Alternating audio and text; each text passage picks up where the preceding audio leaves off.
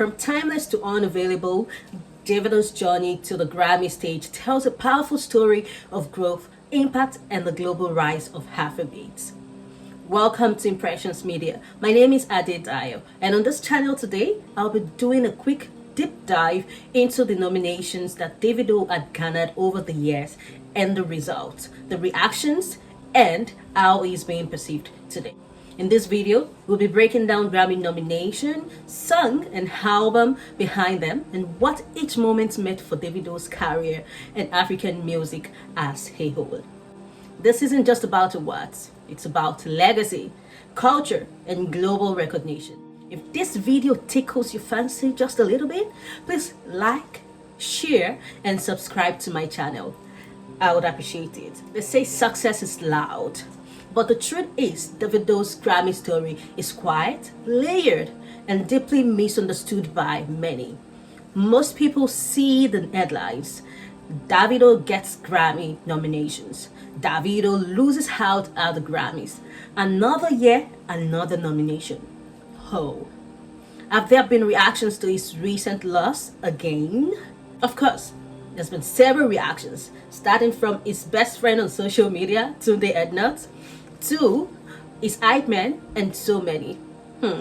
Some people have the opinion that Davido's zeal gives off desperate vibes, while some just want their favorite to win this award at all cost. I often wonder myself, what is he looking for? What is his goal? He has everything. Why make himself so vulnerable to such games? Is it being used by the Academy? After seeing all of this sentiment on social media, the question this begs is it about the money, fame, or recognition? Before we go too far, let's take a quick look at the many times Davido has been nominated for the Grammys. In 2024, Timeless, he was nominated for Best Global Music Album, recognized as a major Afrobeats album with global impact.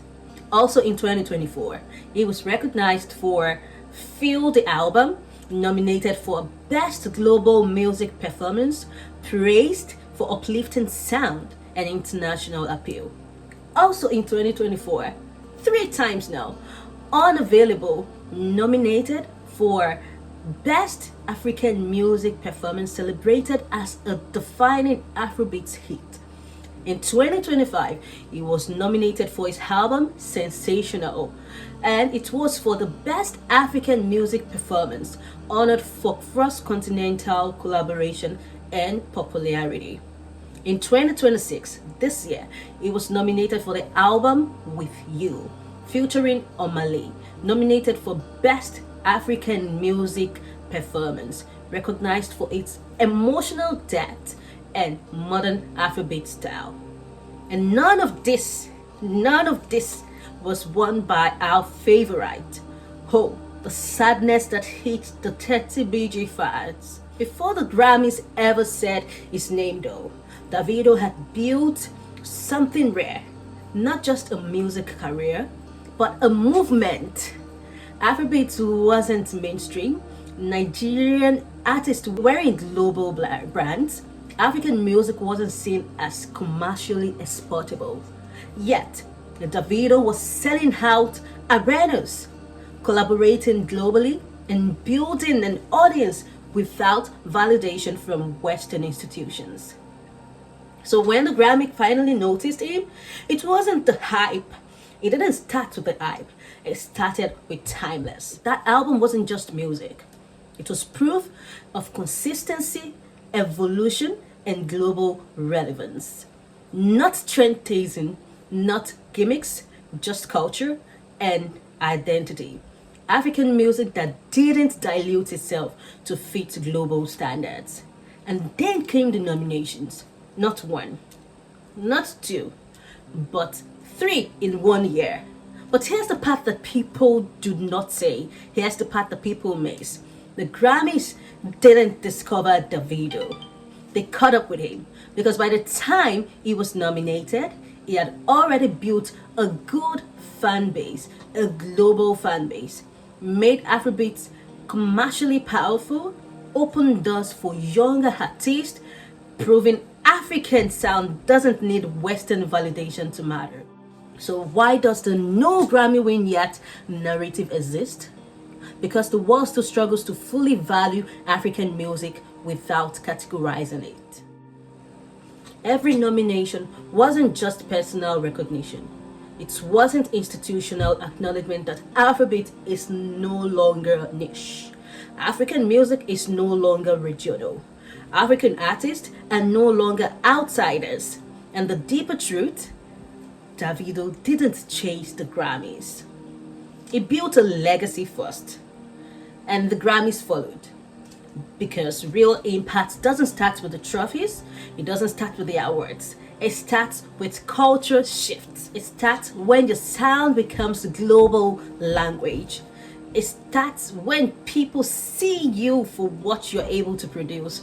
Your style becomes global influence, your culture becomes global trend, your identity becomes global pride. So Davido's Grammy story isn't about what he hasn't won, it's about what is already changed.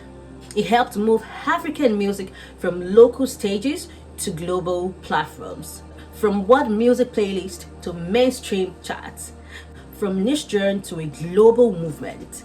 The Grammys are recognizing Davido, but history will remember him for something bigger. He helped make African music impossible to ignore. Davido, is your head swelling yet? Because in as much as you haven't won the Grammys, you have won my heart. After a fifth nomination, you would at some point think as humans, his moves are desperate. I wouldn't completely dismiss the notion as Davido openly celebrates awards nomination and milestones. He brags about it. He expresses pride in his recognition. He actively promotes his achievement. He's vocal about global impact and legacy. To some audiences, especially online, that can be misread as seeking validation. But desperation usually looks like insecurity and dependence on approval. Davido's career shows the opposite though. He doesn't need institutional approval to stay relevant. His relevance isn't tied to awards. It's tied to fan base, culture, and industry influence. Another thing, he operates from power, not lack. He moves like someone protecting legacy, not chasing acceptance. His brand isn't built around awards. His identity is built on music, culture, consistency, and visibility, not trophies. Davido isn't trying to be accepted, he's trying to be established permanently. What a big goal. There's a big difference. Desperation seeks approval. Legacy seeks permanence. Should he stop trying? I do not think so. However, it should stop needing. Because when you don't need validation but still pursue excellence, you operate from power, not pressure. Whether nominated or not, you move indifferently and focus on things that matter to you. No pressure.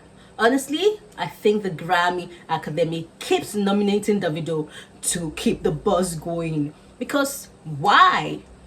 Especially in the African and Afrobeats world, they definitely know what they are doing. They can deny it all they want, but they know what they are doing. Please also note that this video does not in any way, shape, or form reflect or diminish the effort of those who continuously won the Grammy Award, especially in the same category as Davido. The question to ask at this point is, how do they choose the winner in each category? Let's start from the submission stage. Artists, label, and members submit their music for consideration. Submissions are usually made online through the online academy portal. There's deadline each year, and submissions must meet eligibility criteria, release dates, category rules, and all sort of things. And then there's a screening stage. The screening committee, made up of music experts, review submissions. Their job is to ensure that the entry is the correct category, e.g., the best global music album, best pop solo, and all other types of award category. They do not judge quality at this stage, but verify eligibility. Next stage is going to be the first round voting, the nomination round. Voting members of the Recording Academy, musicians, producers, and all the likes receive a ballot. Members vote only in their own area of expertise, genres they know. Votes are tabulated to determine the top entries in each category. This becomes the official nominees. And then we have the final round of voting, which is the winner selection. After nominations are announced, the members vote again to choose the winners.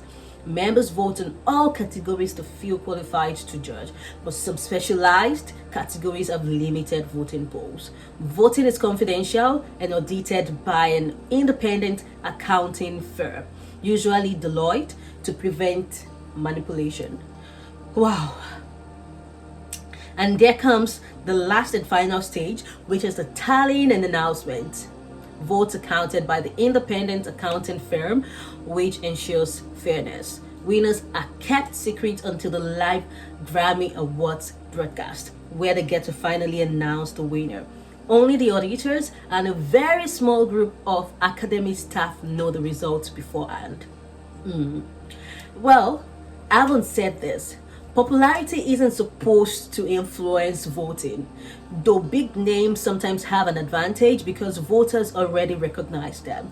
Categories like Best African Music Performance or Best Global Music Album rely on voters' awareness of international music trends, which has been criticized as limiting for African artists.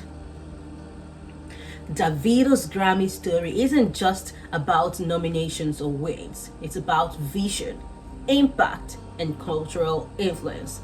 Now comes the big question. What would you do if you were to be in Davido's shoes? Would you keep trying or would you stop? Because the fifth time is a charm. I have also on social media seen so many reactions and also of Davido's reaction to the fact that he doesn't want to try again. Well, if I were to be in Davido's shoes, I would just ignore the Grammy nominations for now and just focus on my career and keep building. What are your thoughts on this? Thank you for joining me on this channel today. My name is Dayo and keep watching. Bye for now.